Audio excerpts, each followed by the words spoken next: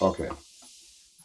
Hello, everybody. Hello. Welcome back to the Dugout Football Channel, where it is time for the Manchester City versus Liverpool preview.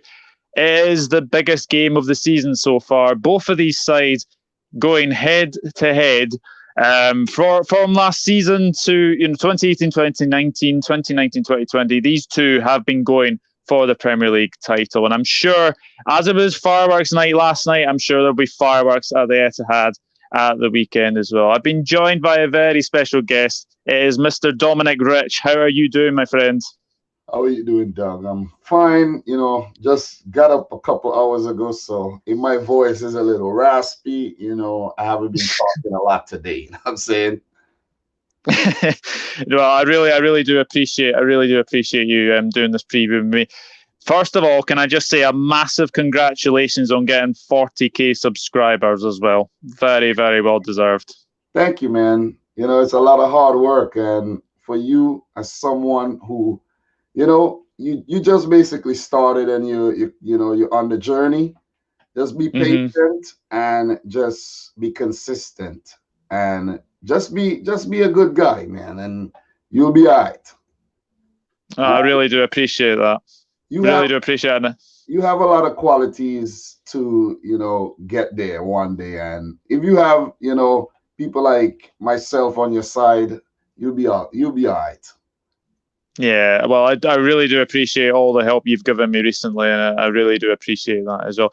So, Manchester City, Liverpool, we have to get to it. It is the biggest game of the season so far. Man City, I mean, been a Champions League though, you've been very, very good. How would you summarize the City season so far? Well, it's a weird season because, as you said, the Champions League, it has looked good, even though the last game against Olympiacos, it was a rotated team, so what else should you expect? It was a 1-0 up until about 80th minute, and they fought well. So in the Champions League, we have done the business. 3-3. Good, great. Everyone expected that. It's an easy group for City. But in the Premier League, I don't really like the way we started with losing the 5-2 loss against Leicester, the 1-1 draws against West Ham and Leeds. Not a great way to start at all, but it could have been worse. You know what I'm saying? We picked up 3 wins, but the draws could have been losses. So we have to actually, okay. We're not in, hot form right now. And if we could pick up a draw, that's fine. That's fine. When you look at what happened last season, we lost 9 times and we had several draws as well. So we just have to take it one game at a time in the Premier League. And we just have to try to get to that top form, that level that we want to get to. And I think approaching this game on Sunday against Liverpool, if we are able to pick up a victory, that would do a whole lot of good for the morale of the team. That would help the form going forward, and that would just be a big boost in City's hopes of regaining the title that they lost to Liverpool last season. Yeah, so, absolutely. And a lot has been said about your summer signings. I mean, Nathan Ake, Ruben Diaz, and Ferran Torres. What have you made of their impact so far this season?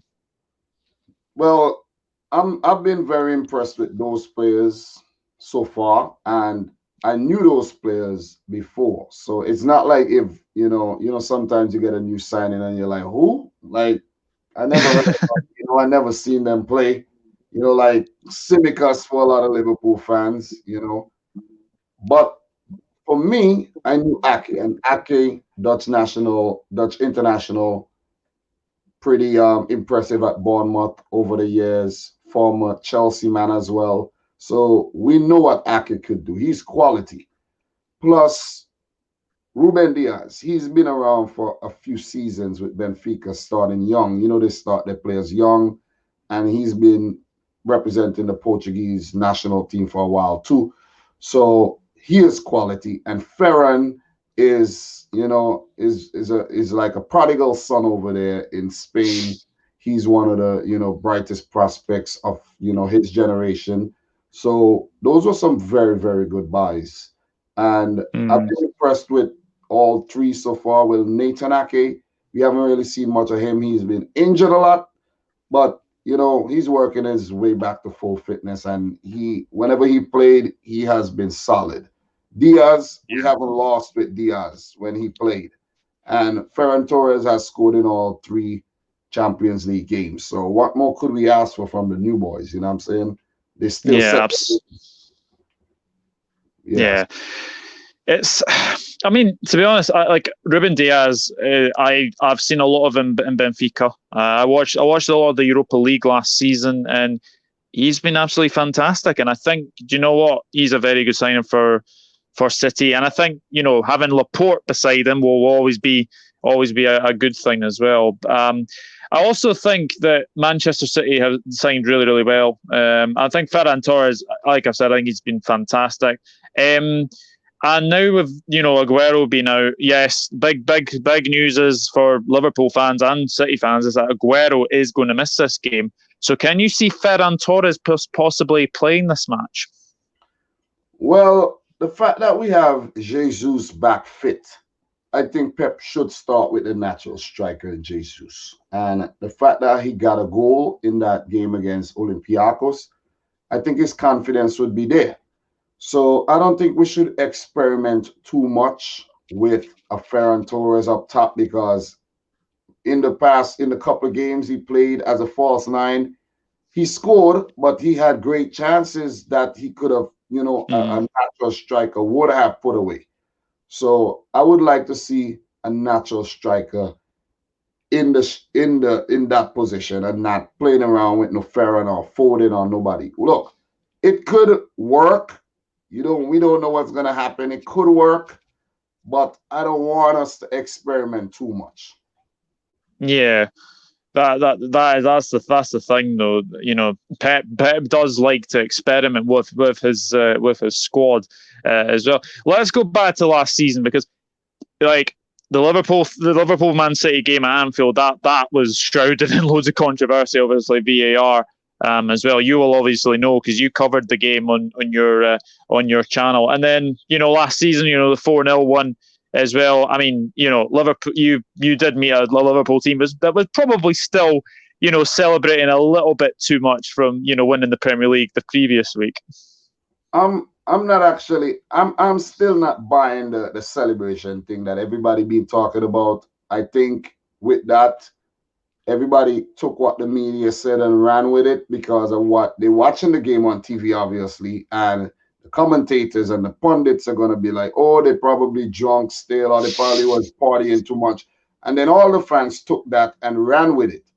What I saw on the day was 11, 5 subs, all the guys everybody was awake and ready. Professionals are not gonna show up to no game drunk or hangover. It's not happening.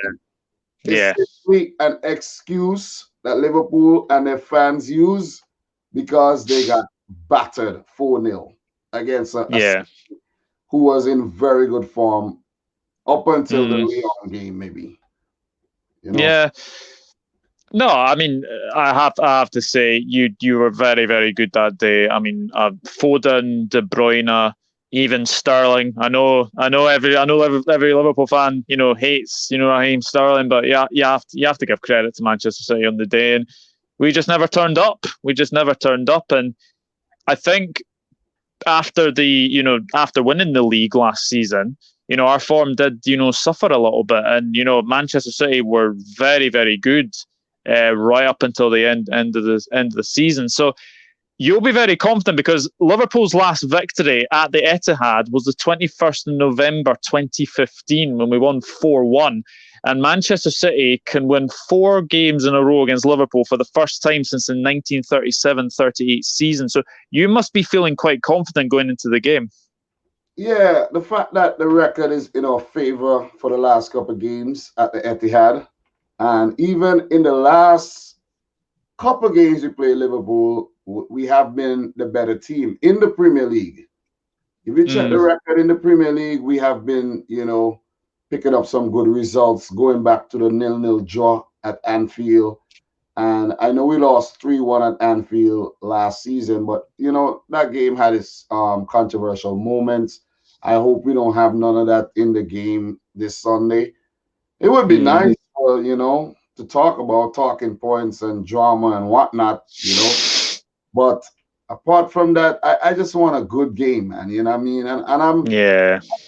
I feel confident that the team is ready to do this. We actually have in my opinion, a better team than we had last season when we met you.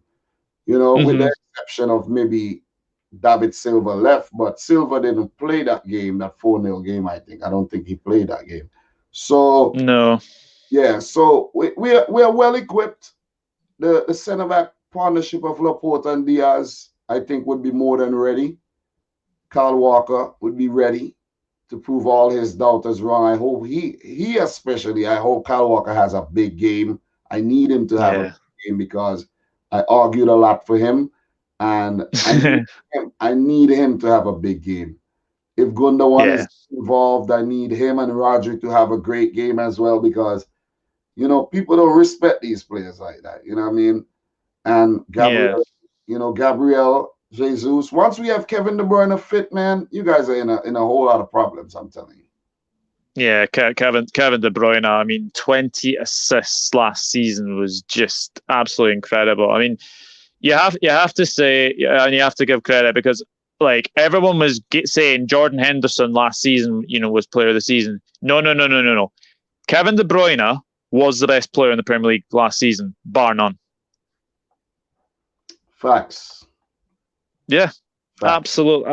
absolutely. So I just wanted to say that because I know a lot of people have been saying that Henderson should have won Player of the Year. No, no, no, definitely, Mister KDB. And yeah, as you say, Jesus is back for this game. Go back to the Olympiacos game. I watched your video on that game, and you said City need to be more ruthless in front of goal, but Jesus' goal was absolutely incredible, and actually he's got a really good goal scoring record against Liverpool. Do you think that could maybe be a big factor in this game, is having Jesus back and now having a centre forward? Yes, because we don't have Aguero. He's still out injured, and the fact that Gabriel Jesus want to prove a lot of people wrong. He want to prove a lot of people wrong and show them that he can be, a worthy heir to the throne of Sergio Aguero when he eventually leaves. He Mm, don't want City to have to go out for another striker, and he's still there playing second fiddle and eventually moved on. He want to be the man, and I like yeah, the hunger. And when I say ruthlessness, I'm talking about the players who were on the field before we went 3-0. You know what I'm saying? We were 1-0. yeah, So like, and it goes over to the other games too. When we have most of the ball and we have 20 shots at goal and we drawing 1-1. It's mm, unacceptable. So that's where I need the ruthlessness to come in. yeah. Mm. Yeah, I mean, you are. I mean, all this season you have been struggling for goals. You're not the sort of fast flowing City that we've all known to be. And I think looking at that, I think City are they're still gelling. There's no denying that. I think Diaz is still gelling in that team. I think Ferran Torres as well. When I mean your attacking options are fantastic as well, and then you've got the two the best two Brazilians that I like to say in the Premier League, and Alisson and Ederson. Honestly, Manchester City Liverpool games are always fascinating to watch, and this one is no exception. So let's move away from City. Now let's look about Liverpool. What have you made of Liverpool this season so far? Well, look, kind of weird start. in the fact that you started kind of slow against Leeds United. That was like a weird game, and it kind of continued like with it's been apart from the 7-2 loss and the draw against Everton, which is has been a regular thing. It's been the same Liverpool where they are not like overly impressive, but they just find a way to win the games.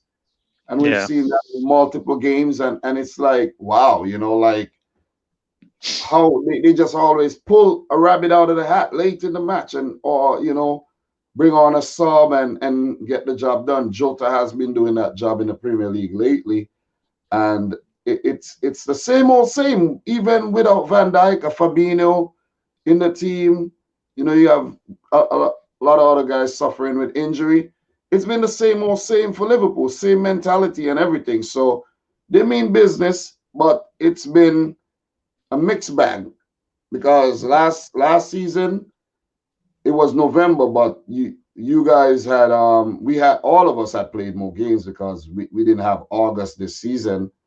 But Liverpool were already people are saying Liverpool won the league already in November. And Yeah. the game against City, which was this same weekend last year, the game against City was that pivotal clash. And after Yeah. we lost that game, it was like, okay, that's it. It's done. You guys had a big lead. I can't remember how many points, but it was a lot. I'll have to go Mm. back in the archives to find that, to watch the video again. But it was a lot of points ahead. So that's not the case this season at this moment. But No. if City wins, we could go 2 points behind Liverpool. If Liverpool win, then they stretch it 8 points or so ahead. So it's a big clash. We can't lose this. Mm. 1 point And would not be enough, but it'll be okay. I don't want a point from this game. I would take it, but I don't want it. I want 3 points. yeah. Well, I mean, we can talk. We can. I can talk about obviously how big a loss Van Dijk is. You will know from last season like how big a miss Aymeric Laporte was as well. So it's going to be really, really interesting. I mean, you'll have Laporte back, but we'll not have Van Dijk. So again, that could be a big factor. And I suppose we have to talk about the man in form right now, Diogo Jota. For me, he has to start against Manchester City. That's what I've been saying. And excuse me, there's some Liverpool fans that think Firmino should be, the one starting. And I'm like, are you a madman or something? This man had 7 goals in 10 matches for Liverpool. While Firmino in his last 50 games or so, how many goals he got? You know what I'm saying? So I it's think I like, think it's I think it's 2 goals in 29 games. well, I actually downloaded a graphic yesterday and it has 34 games in 2020, 5 goals. Right. That is poor. Yeah. That is It is. unacceptable for a striker. If you had a guy like Jesus pulling those numbers, oh man, people would be at his neck. You know what I mean? Mm. People would be like, oh, this guy Jesus is no good. But with Firmino, it's different because everybody is in his corner and saying, oh, he's influential and he's very important to the system and all sorts of excuses for Firmino.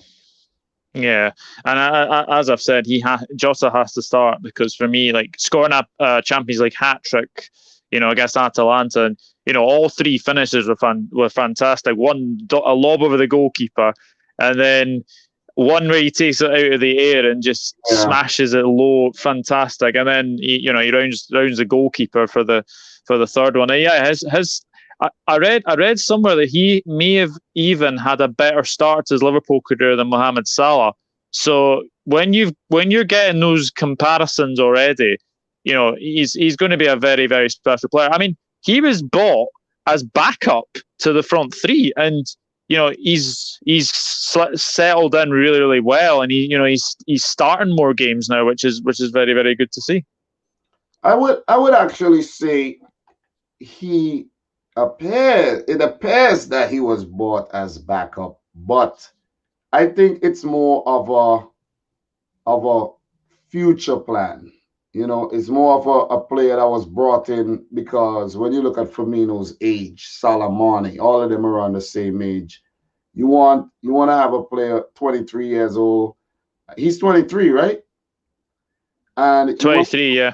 yeah, you want to have a player who's young. And if you look at City and the way they buy players, it's around that age, so that you would have a fresh young squad for like 4 to 5 seasons, where you don't have to Mm-hmm. always have a revolving door. Every 2 seasons, the team looks different. Look at your team right now. When Salah and Mane, Firmino, when they were all brought in, they were around that age, 24, 25 years old. So, and look at what they've done. Yeah. So bringing in Jota is just using that same formula, that same blueprint for success. It's just that Mm-hmm. Jota had a head start in that he was at a successful Wolves club, and he was already doing the business in the championship and in the Premier League. He knows the conditions very well. So there was no adaptation needed, maybe only to the Liverpool's style of play, which would have been caught on really quick. But no adaptation to the Premier League was needed. So that's why Mm-hmm. he hit the ground running, and he's scoring for fun. Yeah. Yeah, he is, and I think he is. I think he is going to be a really important player. Like even like if a Mane gets injured or a Salah gets injured, he's going to be so important. And yeah, I know we've got Minamino, and I know you've got Origi, and you've got Shaqiri, but Jota has had a very good start to his Liverpool career. Now let's get into the team news, guys, because City team news. Jesus is available, but there's no Sergio Aguero, Fernandinho, or Benjamin Mendy. They are still sidelined, and even Pep Guardiola confirmed today that Sergio Aguero would not make the Liverpool game. As far as the Liverpool team news is concerned, Naby Keita and Matip are both fit. Thiago, unfortunately, will miss this game. Jurgen Klopp did confirm that Thiago will miss this game.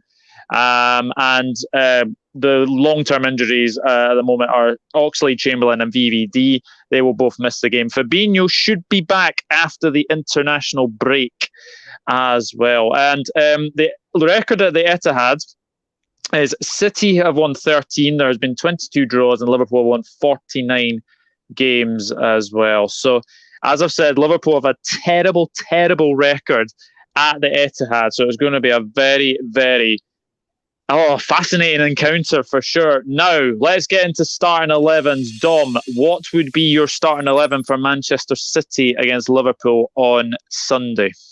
Well, this would actually be the third time I'm actually having to do this, and if I could actually find the starting 11 that I put together for this game, that would actually be nice, because I don't want to be, contradicting myself time and time again. But the starting 11 that I actually, if I could think about it, but who I want to actually start, Edison at the back. I'm first of all, I think Pep should go with the same formation that he Mm-hmm. went with when we beat Liverpool 4-0. That's a 4-2-3-1, having having more help for Yeah. for adventurous left back, or if the right back goes forward, you have two sixes to fill in. One to drop back as a third center back sometimes, one to go over to the left or right. So I'm gonna go with four at the back. The goalkeeper Edison, Laporte Diaz, right back Kyle Walker, left back. I'm gonna go with Joao Cancelo. He is also a threat going forward. I just hope Pep don't go in with Zinchenko. That would be like, oh man, like, I hope not. So he would be on the bench.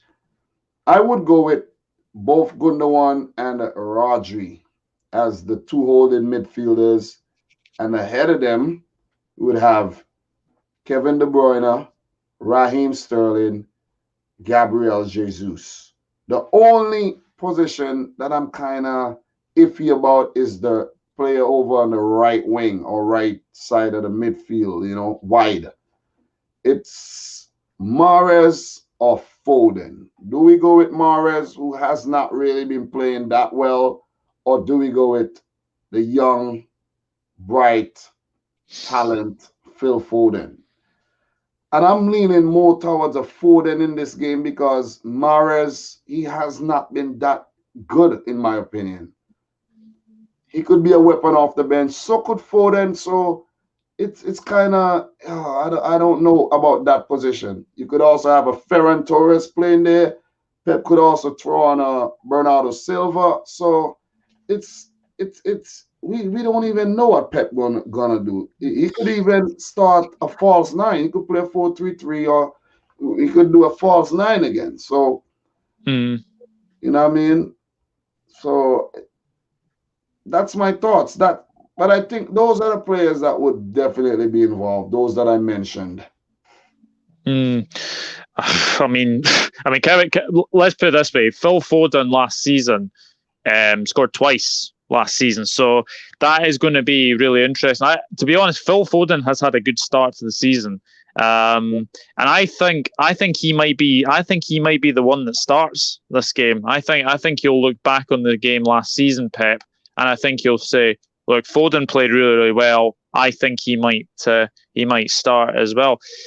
Oh, right. So my Liverpool team is as follows. I'm going to go for Alisson Becker, number one goalkeeper. It will not be Adrian. I think every City fan would like to see Adrian play, but it won't be him. Then I'm going for Trent Alexander-Arnold.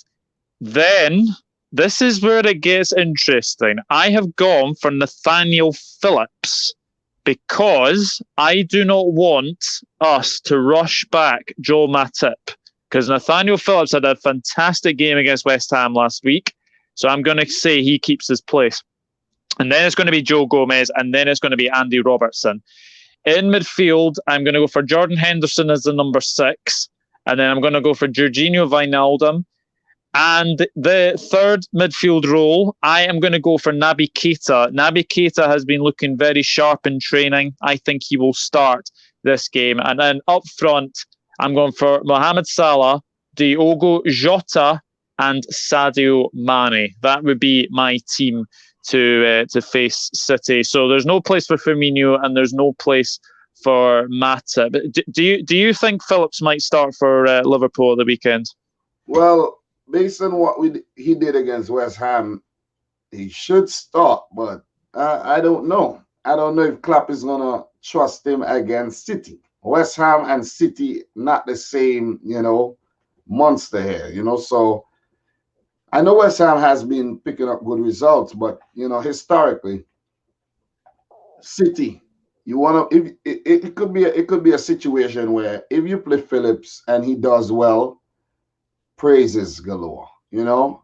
Helps his career big time. But if he gets ripped apart, makes a mistake, it could be the end of him. Yeah.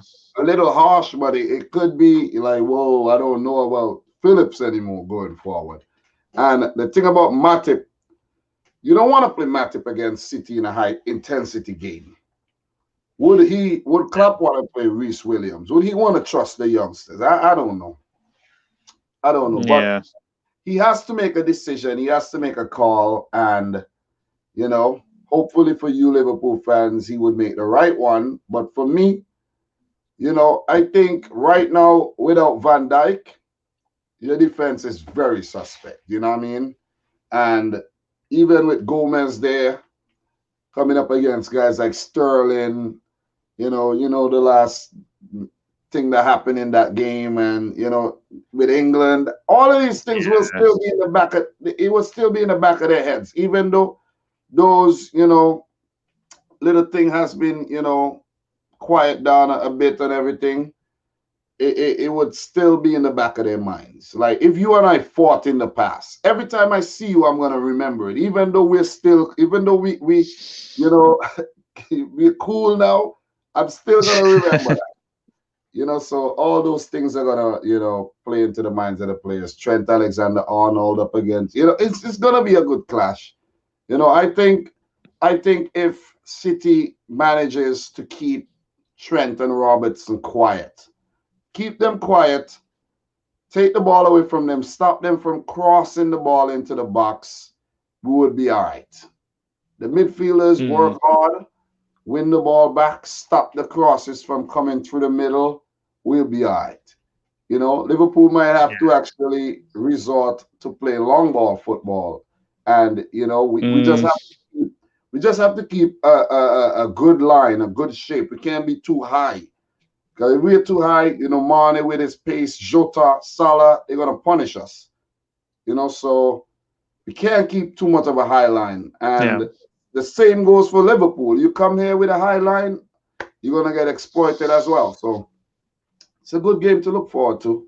Yeah. It's a very difficult game to analyze because it could be right, and then it could be dead wrong.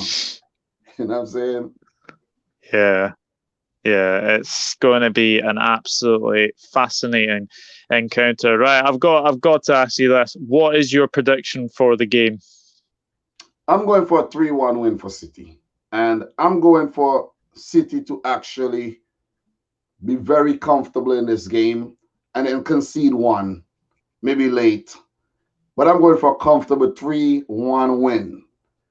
I could be wrong. I could be wrong, could be right. If Liverpool does come out and win the game, I'll still, come out and, say I was wrong. Congrats, kudos to you. You won the game. What's your prediction? I think you went for a 3-1 win too. Well, do you know what? Our record against you guys is absolutely awful at the Etihad. I think Klopp's maybe only won twice, if I remember. The other one was in the Champions League. So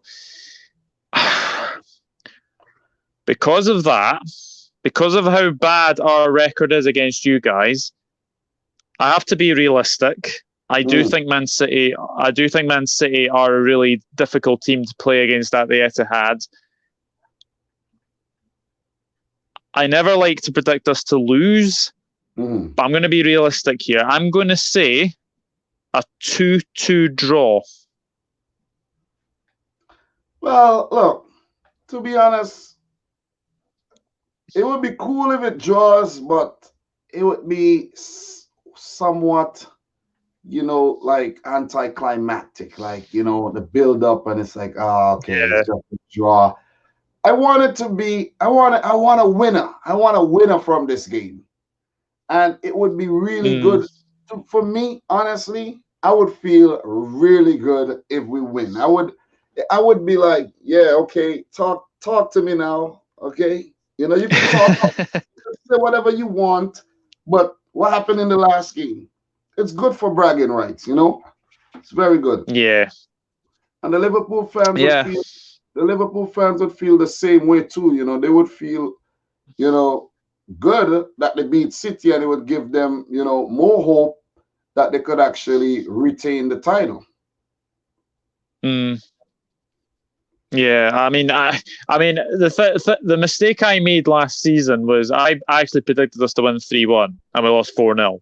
So I go into the away game at City knowing that our record against you guys is awful. So yeah, I am being realistic in my 2-2 prediction. If I had to ask you for goal scorers, who's going to score for City, do you think?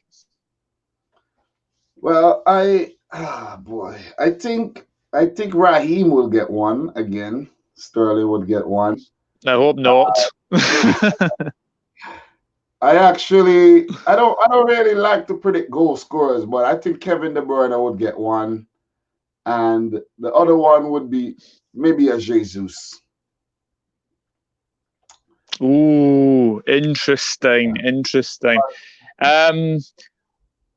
The last time I predicted us to lose the game, at the Etihad, I predicted us to lose the game and we ended up winning. And I was actually thinking about predicting another loss to try to, get a win, but I'm like, nah, I ain't gonna do that. We're gonna win this game. Yeah, I'm gonna say Jota scores, and I'm also gonna say that this is really hard. I'm gonna say that Keita will get one, because I think Keita does need to, prove to the Liverpool fans that he's not injury prone. But there's always a very unusual scorer in these kind of games, and I'm gonna go for Jota and Keita. So you think Mane and Salah will be kept quiet in this game then? I've got a funny feeling that Kyle Walker will keep Mane quiet. Cancelo may keep Salah quiet. But as I've said, there is always a very unusual goal scorer in these kind of games, so that's why I've gone for Keita. And Jota, I think he will make his bow and score in this game. But as I've said, it's going to be a fascinating encounter on Sunday, 4:30 kickoff, 11:30 for you guys over in New York City there. So looking forward to the game. Dominic, it has been an absolute pleasure, sir, to have you on the channel. Finally to get you on, and finally to get you on for a preview. Where can we find you on your socials? Well, before I give you my socials, it felt like I've been here before too. So it really felt like I've been here before, but this is my first time on the Dugout Football channel. But my socials, Dominic Rich FC on Twitter and Dominic Rich FC on Instagram. Email Dominic Rich FC. That's just my handle right there. It was a pleasure, doing this with you. We had to find a nice slot because of the time differences, and both of us, busy men. We work. We have our ladies and everything. So, we have to find the right time to do this, and it's done. So hopefully we'll come back sometime next week and chat about the outcome. Absolutely, I would love to do that. Absolutely love to do that. And yeah, guys, please go and subscribe to Dominic Rich FC. 40,000 subscribers. You're only going to go up and up and up now. That's the only way is up for you as well. You've also got Domination as well. I'll leave all your links in the description down below. But yeah, guys, let us know about your starting 11. Let us know your prediction for the game, and I'm sure myself or Dominic will reply to any comments that you have as well. But if you are new around here, then please hit that subscribe button, smash a like on this video as well. So go and subscribe to Dom, and hopefully it's me smiling at the weekend. But no, but no, honestly, it's going to be a fascinating encounter. So I'm really looking forward to this game, and yeah, we shall see what happens. But until then, it is goodbye from me, and I'll speak to you in the next video. Take care, everyone. Bye-bye for now. Do you want to do your ritual to say goodbye? Well, I'll just like to thank everyone who took the time to watch this video. I know it was like close to 40 minutes, so we appreciate your time, and make sure you subscribe to Doug if you're new to his channel. If you like me and you want to subscribe, feel free to do so as well. The links will be in the description, and just search Dominic Rich FC. And I just hope we have a good game, you know what I mean? So thanks for having me on, and we could do this anytime, man. Appreciate it. Absolutely. Right. I'll speak to you later. Take care. Let's hope it's a cracker on Sunday, and we'll speak to you later. See you later. Bye-bye.